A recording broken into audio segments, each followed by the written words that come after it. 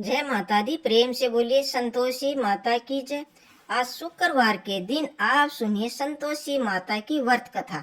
एक बुढ़िया थी और उसके 7 बेटे थे। 6 कमाने वाले थे और एक बेटा निकम्मा था। बुढ़िया माँ 6 पुत्रों की रसोई बनाती, भोजन कराती और पीछे से जो कुछ बचता वह 7वें पुत्र को दे देती। परंतु वह बड़ा भोला भाला था, मन में कुछ विचार नहीं करता था। एक दिन वह अपनी बहू से बोला, देखो मेरी माता का मुझ में कितना प्रेम है। वह बोली, क्यों नहीं, सबका झूठा बचा हुआ तुमको खिलाती है। वह बोला, ऐसा कभी हो सकता है क्या? मैं जब तक आंखों से ना देख लूं मान नहीं सकता। बहू ने हंसकर कहा, देख लोगे तब मान जाओगे। कुछ दिन बाद बड़ा त्योहार आया। घर में 7 प्रकार के भोजन और चूरमे के लड्डू बने। वह जांचने को सिर के दर्द का बहाना बनाकर पतला कपड़ा सिर पर ओढ़कर रसोई घर में सो गया और कपड़े में से सब कुछ देखता रहा। 6 भाई भोजन करने आए। उसने देखा माँ ने उनके लिए सुंदर सुंदर आसन बिछाए, 7 प्रकार की रसोई परोसी, आग्रह करके जिमाती रही। वह देखता रहा। 6 भाई भोजन करके उठे। माँ ने उनकी झूठी थालियों में से लड्डू के टुकड़ों को उठाया और एक लड्डू बनाया।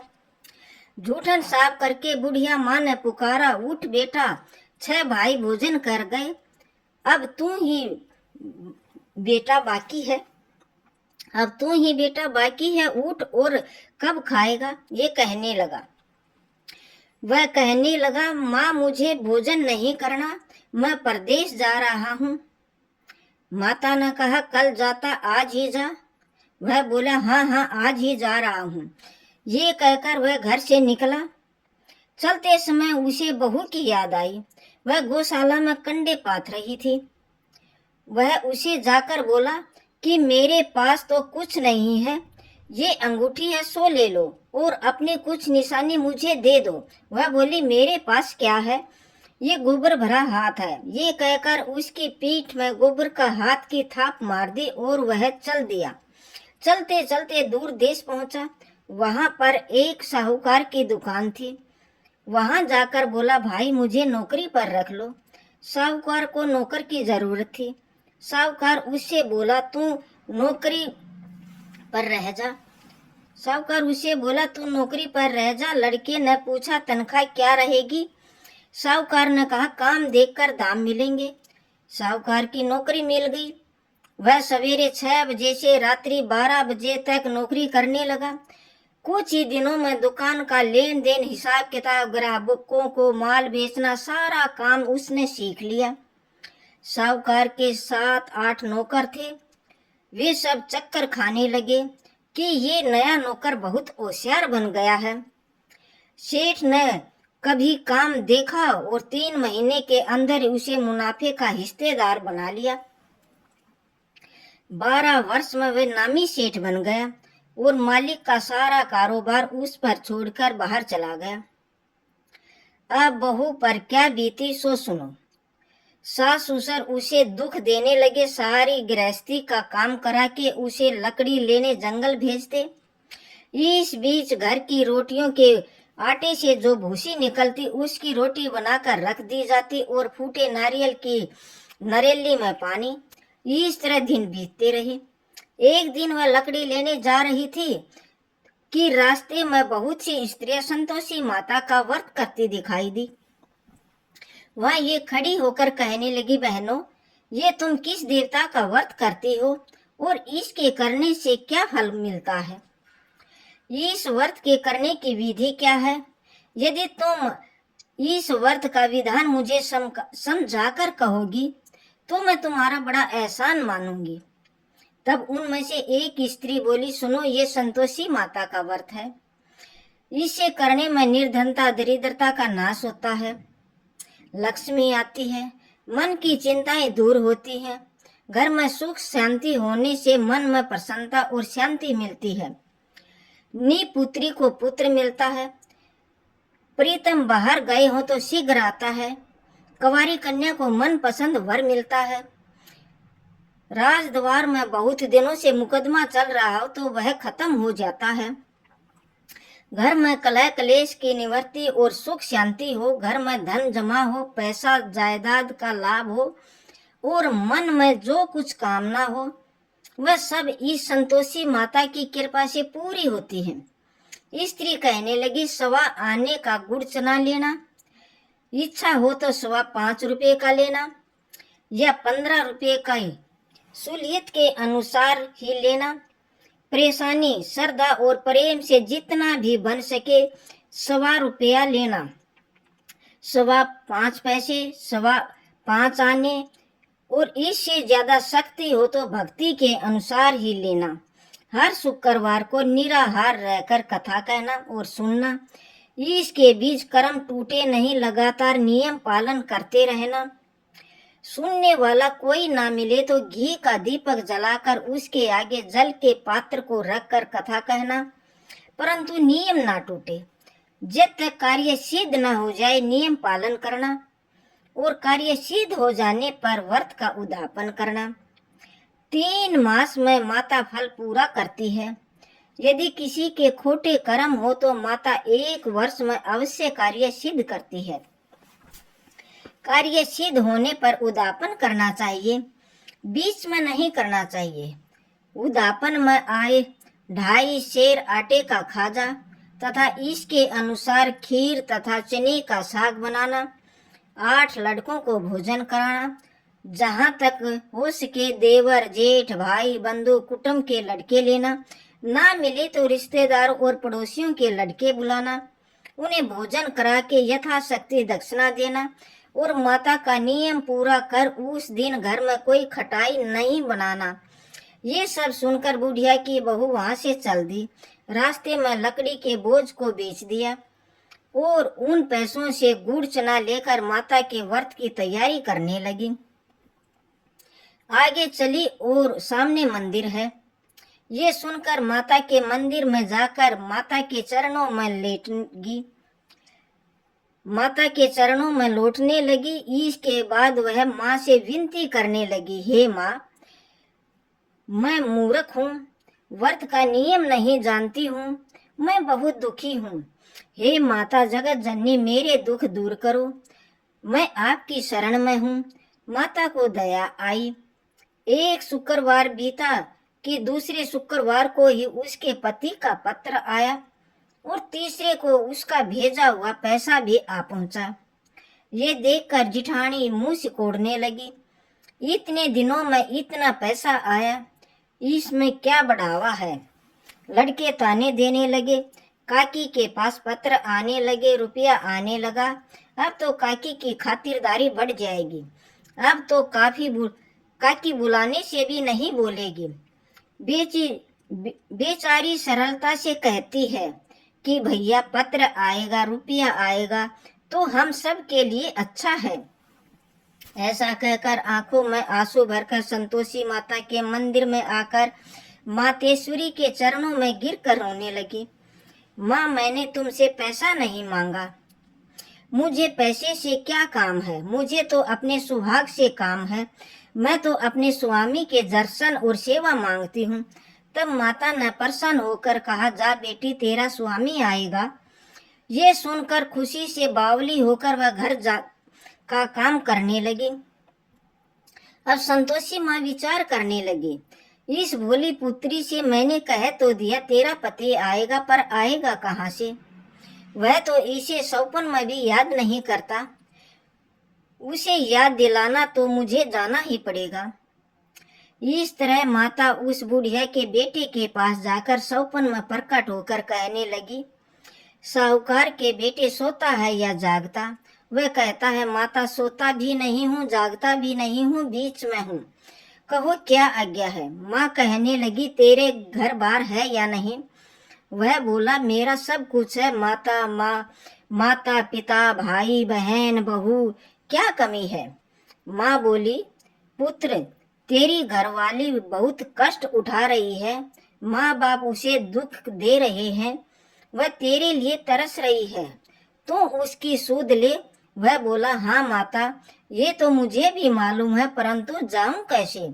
परदेश की बात है, लेन देन का कोई हिसाब नहीं है, कोई जाने का रास्ता नजर नहीं आता, कैसे चला जाऊं।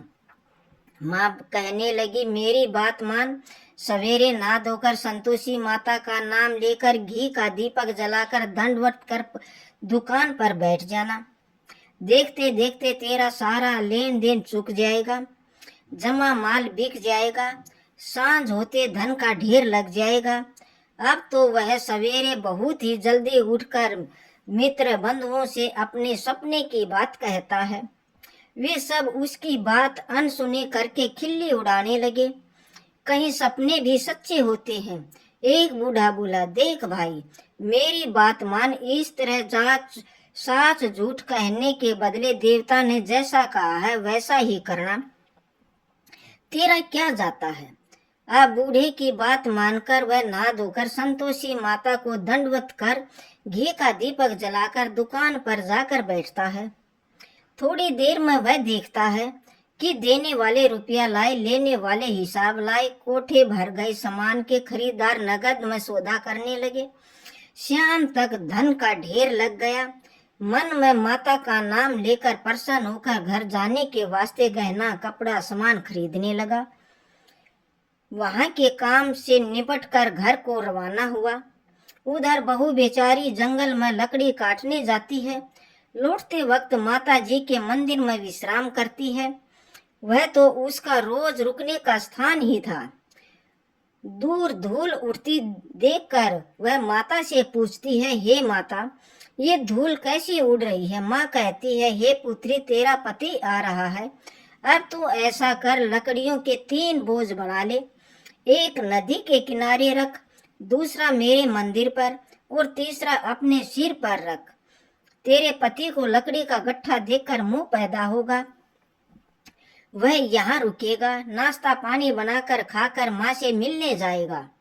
तो लकड़ी का बोझ उठाकर जाना और बीच चौक में गट्ठा डालकर 3 आवाजें जोर से लगाना। लो सासू जी, लकड़ियों का गट्ठा लाई हूँ, भूसी की रोटी दो, नारियल की खोपड़ी में पानी दो, आज कौन मेहमान आया है। माँ की ये बात सुनकर वह बहुत अच्छा माताजी कहकर प्रसन्न होकर लकड़ियों के 3 गट्ठे लाई। एक नदी के तट पर एक माता के मंदिर में रखा। इतने में ही वह मुसाफिर आ पहुंचा। सूखी लकड़ी देखकर उसकी इच्छा हुई कि अब यहीं निवास करे और भोजन बनाकर खा पीकर गांव जाए। इस प्रकार भोजन बनाकर विश्राम लेकर गांव को गया। उसी समय बहू सिर पर लकड़ी का गट्ठा लिए आती है। उसे आंगन में डालकर जोर से 3 आवाज देती है, लो सासू जी, लकड़ी का गट्ठा लो, भूसी की रोटी दो, नारियल की खोपड़ी में पानी दो, आज कौन आया है। ये सुनकर उसकी सास अपने दिए हुए कष्टों को भुलाने हेतु कहती है, बहू ऐसा क्यों कहती है, तेरा मालिक ही तो आया है। आ बैठ, मीठा भात खा, कपड़े गहने पहन। इतने में आवाज सुनकर उसका स्वामी बाहर आता है और अंगूठी देखकर व्याकुल हो जाता है। माँ से पूछता है, माँ ये कौन है। माँ कहती है, बेटा ये तेरी बहू है, आज 12 वर्ष हो गए जब से गया है, तब से सारे गांव में जानवरों की तरह भटकती फिरती है, काम काज घर का कुछ करती नहीं, 4 समय आकर खा जाती है। अब तुझे देखकर भूसी की रोटी और नारियल की खोपड़ी में पानी मांगती है। वह लज्जित होकर बोला, ठीक है माँ, मैंने इसे भी देखा और तुम्हें भी। अब मुझे घर के दूसरे घर की चाबी दे दो, मैं उसमें रहूंगा। ठीक है बेटा, जैसी तेरी मर्जी। ये कहकर माँ ने चाबी का गुच्छा उसे दे दिया। उसने लेकर दूसरे कमरे को खोलकर सारा सामान जमाया और एक दिन में वहां राजा के महल जैसे ठाठ बाट बन गई। अब क्या था, वह सुख भोगने लगी। इतने में अगला शुक्रवार आया। उसने अपने पति से कहा, मुझे माता का उद्यापन करना है। उसका पति बोला, बहुत अच्छा, कर लो, अपनी खुशी से यह भी कर लो। तुरंत ही उद्यापन की तैयारी करने लगी। जेठ के लड़के को भोजन के लिए कहने गई। उन्होंने मंजूर किया, परंतु पीछे जेठानी अपने बच्चों को सिखाती है, देखो भोजन के समय सब लोग खटाई मांगना, जिससे उसका उद्यापन पूरा ना हो सके। लड़का खाना खाने आए, खीर पेट भरकर खाई, परंतु बात याद आते ही कहने लगे, हमें खटाई खाने को दो।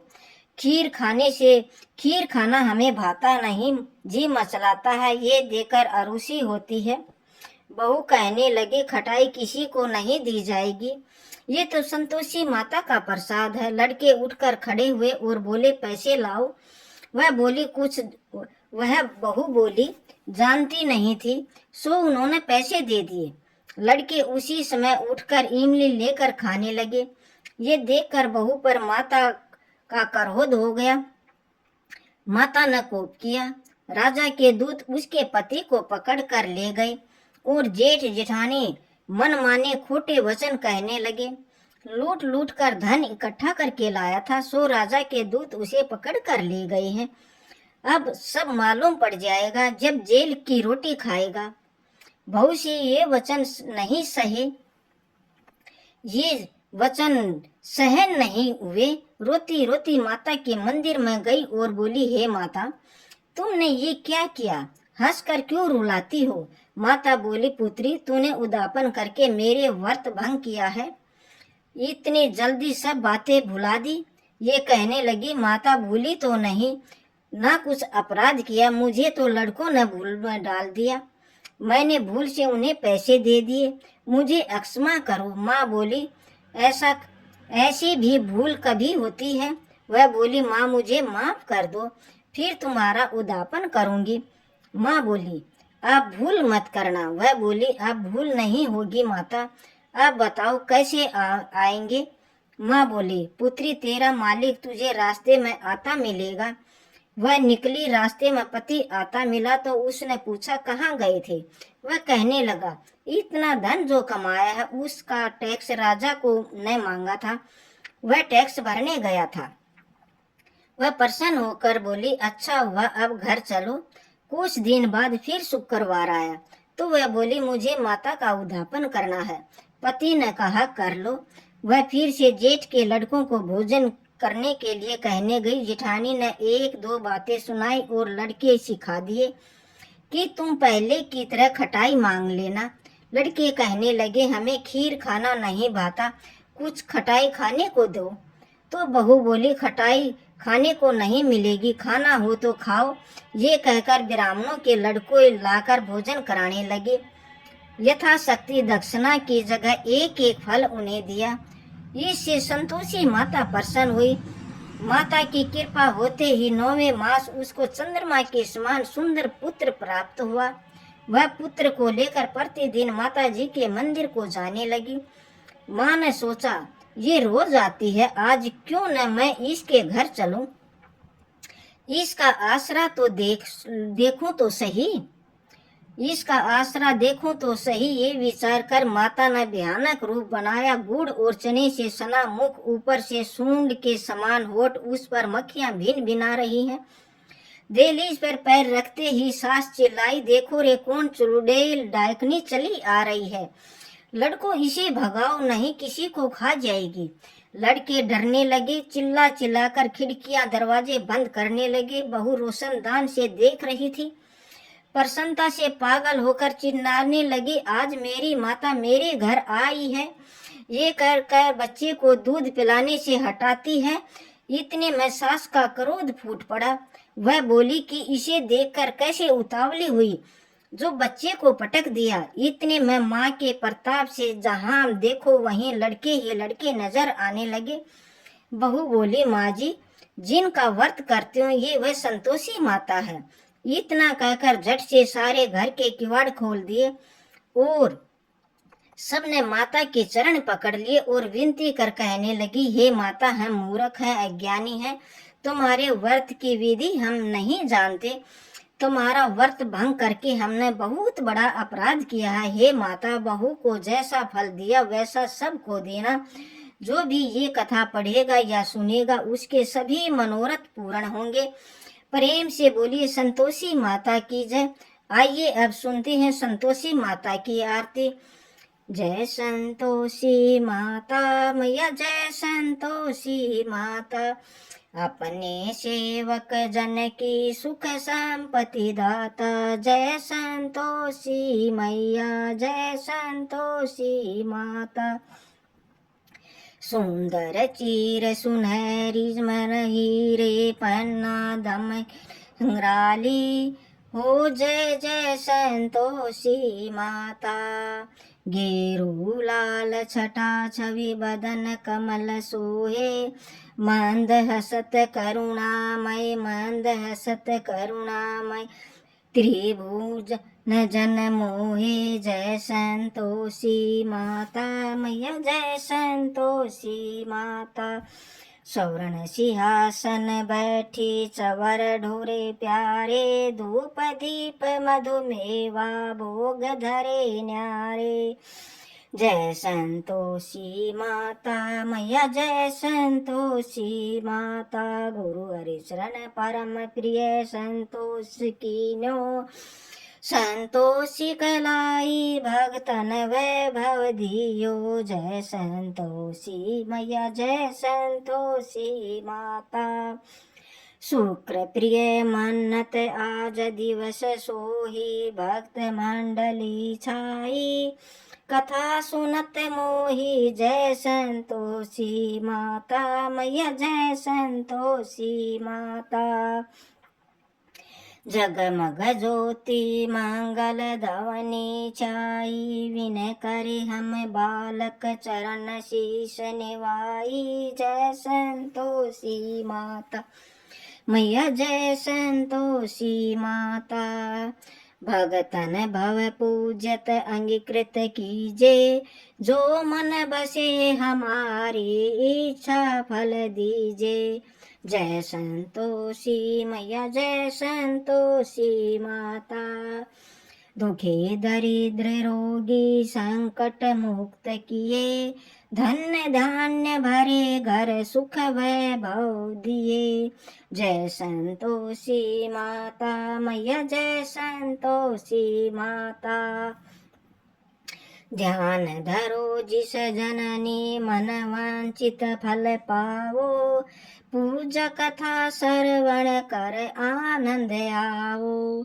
जय संतोषी मैया जय संतोषी माता। शरण गए की लज्जा राखो जगदम्बे। संकट तू ही निवारे दयामयी अम्बे। जय संतोषी माता मैया जय संतोषी माता। रिद्धि सिद्धि सुख संपत्ति जय भर पे पावे।